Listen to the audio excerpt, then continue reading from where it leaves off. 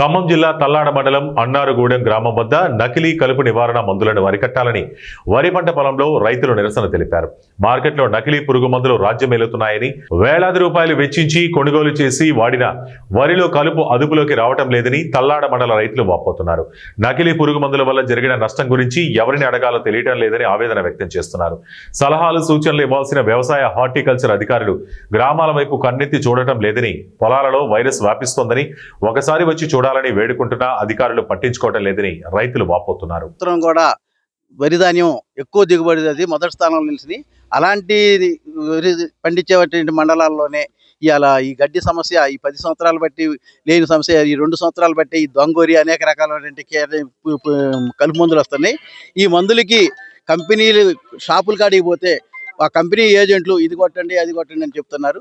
అవి తీసుకొచ్చి ఇంతవరకు కొట్టినా కానీ, ఏ మందు కొట్టినా కానీ కలుపులు ఏదో ఒక రకం కలుపు, ఒక మందు కొడితే ఇంకో దానికి ఇంకో రకం, ఇట్లా అనేక రైతుల్ని పీడించి నానా డబ్బులు ఖర్చు చేసి రైతే రాజు అనేది కాకుండా రైతే ఈ దేశంలో ఏమీ లేనటువంటి బికారిగా మారే రోజులు వచ్చినాయి. అది కాకుండా మన గవర్నమెంట్ వాళ్ళు ఈ కంపెనీలు, కార్పొరేట్ కంపెనీలు ఈ కొత్త టెక్నికల్ అన్ని జ్ఞాపకం అందిస్తున్నారు.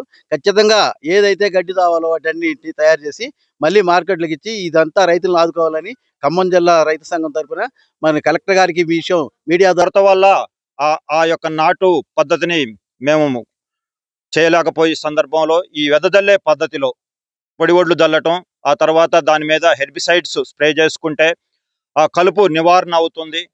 గత 4 సంవత్సరాల కాలంలో మొదటి 2 సంవత్సరాలు మేము ఏ హెర్బిసైడ్ స్ప్రే చేసినప్పటికీ కూడా బ్రహ్మాండంగా ఆ కలుపు మొక్కలు జడ్డిపోయి నాటేసే దానికంటే కూడా ఫలితం ఎక్కువ వచ్చినాయి. ఎకరానికి నాటేస్తే 30-35 బస్తాలు వస్తే ఈ వెదజల్లే పద్ధతిలో 40-45 బస్తాలు తీసినటువంటి మా రైతు సోదరులు కూడా ఉన్నారు. కాకపోతే ఇందుట్లో దురదృష్టకరం, గత 2 సంవత్సరాలు బట్టి మేము ఏ హెర్బిసైడ్ కొట్టినప్పటికి కూడా కొన్ని కలుపులు మాత్రమే చనిపోతున్నాయి. బ్రాండెడ్ కంపెనీలని పేరు చెప్పుకునేటటువంటి పిఐ కంపెనీ ఈ లగాసి కొడితే దొంగోరి చచ్చిపోద్ది అని వాళ్ళు చెబుతున్నారు. వాళ్ళ రిప్రజెంటేటివ్స్ మేము తెచ్చేటటువంటి కొట్లోలు చెబుతున్నారు. అట్నే వ్యవసాయ అధికారులు కూడా ఈ మందు కొడితే చచ్చిపోతుందని సూచిస్తున్నారు.